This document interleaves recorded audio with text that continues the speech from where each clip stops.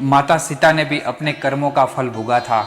रामायण की कथा तो सभी ने सुनी या पढ़ी होगी, जिसमें श्री राम और माता सीता के जीवन से जुड़े पहलुओं को दिखाया गया है।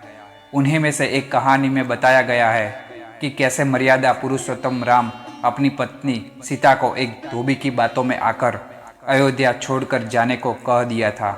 लेकिन क्या आपको पता है कि वो धोबी के रूप में जन्मा एक पक्षी था, जिसके श्राप की वजह से ही माता सीता को वन में भटकना पड़ा था। जी हाँ, आपने सही सुना, माता सीता को श्राप मिला था।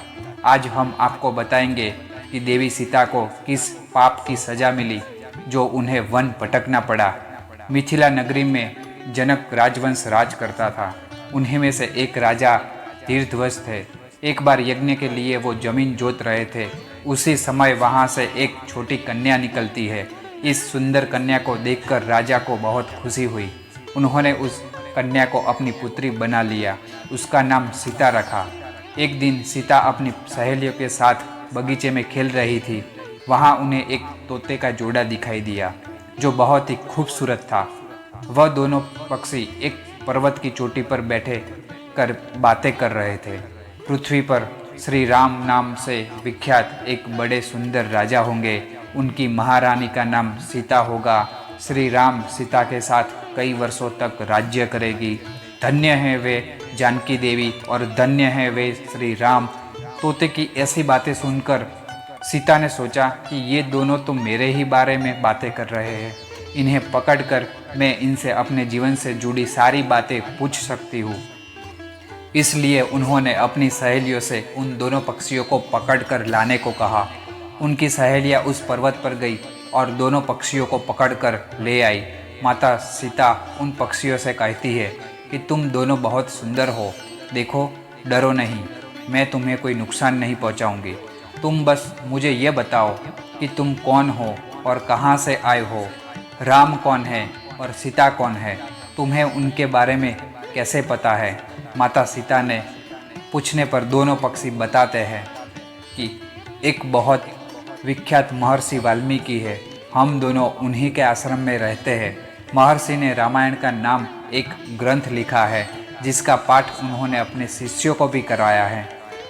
उन पक्षियों ने सीता को ये भी बताया कि इस ग्रंथ में महर्षि वाल्मीकि ने बताया है कि महर्षि ऋष्यशृंग के द्वारा किए गए पुत्रेष्टि यज्ञ में प्रसंग होकर भगवान विष्णु, राम, लक्ष्मण, भरत और शत्रुघ्न ये 4 मानव शरीर धारण कर पृथ्वी पर जन्म लेंगे। बड़े होने पर श्री राम महर्षि विश्वामित्र और अपने छोटे भाई लक्ष्मण के साथ हाथ में धनुष लिए मिथिला आएंगे और शिव जी के धनुष को तोड़कर सीता से विवाह करेंगे। फिर उस पक्षी के जोड़े ने कहा, हे सुंदरी, हमने तुम्हें सब कुछ बता दिया, अब हमें छोड़ दो, हम जाना चाहते हैं। पक्षी की बात सुनकर माता सीता के मन में और भी बातें जानने की इच्छा हुई। उन्होंने उन दोनों पक्षी से पूछा कि राम कहाँ होंगे, वे किसके पुत्र हैं, कैसे वो मिथिला आकर जानकी से विवाह करेंगे। नर तोता बोला कि श्री रामचंद्र का मुख कमल के समान है, नेत्र बड़े बड़े और खिले हुए, नासिका ऊंची, पतली भुजाएं घुटनों तक, गला शंख के समान होगा। मैं उनका क्या वर्णन करूं, जिनके गुणों का व्याख्यान 100 मुख वाला भी नहीं कर सकता। दोनों पक्षी कहते हैं कि जानकी देवी धन्य है जो जल्द ही रघुनाथ जी के पत्नी बनकर उनके साथ कई वर्ष तक राज करेगी। लेकिन तुम कौन हो। पक्षियों की बातें सुनकर सीता ने कहा कि जिसे तुम लोग जानकी कह रहे हो वो मैं ही हूँ। माता सीता उन्हें कहती है कि मैं तुम दोनों को तब तक ही छोड़ूंगी जब तक श्री राम यहाँ आकर मुझसे विवाह करेंगे। तब तक तुम दोनों आराम से मेरे घर में रह सकते हो। यह सुनकर मादा तोता जानकी से कहती कि हम वन के पक्षी हैं, हमें घर में सुख नहीं मिलेगा। मैं गर्भवती हूँ, मुझे जाने दो, मैं अपने स्थान पर जाकर बच्चे पैदा करूँगी। आप चाहे तो उसके बाद फिर यहाँ आ जाऊँगी। उसके कहने पर भी सीता जी ने उसे नहीं छोड़ा।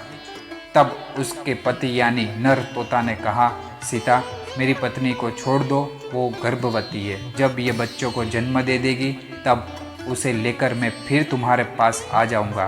तब माता सीता ने कहा, तुम आराम से जा सकते हो, लेकिन ये मुझे बहुत पसंद है, तुम घबराओ नहीं, मैं इसकी अच्छे से देखभाल करूँगी।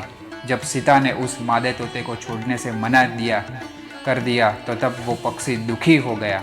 पक्षी दोबारा सीता जी से निवेदन करता है कि मैं अपनी पत्नी के बिना जिंदा नहीं रह सकता, इसलिए इसे छोड़ दो। माता सीता, तुम बहुत अच्छी हो, मेरी प्रार्थना मान लो। इस तरह उसने बहुत समझाया, लेकिन सीता ने उसकी पत्नी को नहीं छोड़ा। तब मादा पक्षी ने क्रोध में सीता को श्राप दिया, अरे जिस प्रकार तू मुझे इस समय अपने पति से अलग कर रही है, वैसे ही तुझे भी स्वयं गर्भवती की अवस्था में श्री राम से अलग होना पड़ेगा। कुछ दिन बाद पति से बिछड़ने के दुख में मादा पक्षी के प्राण निकल गए। पत्नी की मौत हो जाने पर नर पक्षी दुखी हो गया। फिर वो सीता जी से बोला कि मैं मनुष्य से भरी श्री राम की नगरी अयोध्या में जन्म लूँगा, मेरे ही कारण तुम्हें पति के वियोग का दुख उठाना पड़ेगा। यह कहकर वो वहाँ से उड़ जाता है। कुछ साल बाद उसका जन्म अयोध्या में धोबी के घर हुआ। उस धोबी के कारण ही सीता जी का अपमान हुआ, उन्हें अपने पति श्री राम से अलग होना पड़ा। उस तोते का श्राप ही सीता जी के पति श्री राम से बिछड़ने का कारण बना। इसलिए जब माता सीता गर्भवती थी तो उन्हें भी पति से दूर वन में जाकर रहना पड़ता है। आपने अक्सर लोगों को कहते हुए सुना होगा कि हमें हमारे कर्मों का फल हमें यही मिलता है। इस कहानी से ये बात सिद्ध भी हो जाती है कि कर्म का फल से कोई भी नहीं बच सकता है, फिर चाहे वो भगवान राम हो या सीता, सभी को अपने कर्मों का फल भोगना पड़ता है। दोस्तों, वीडियो आपको कैसी लगी कमेंट में ज़रूर बताएं। साथ ही वीडियो को सब्सक्राइब और लाइक करना ना भूलें।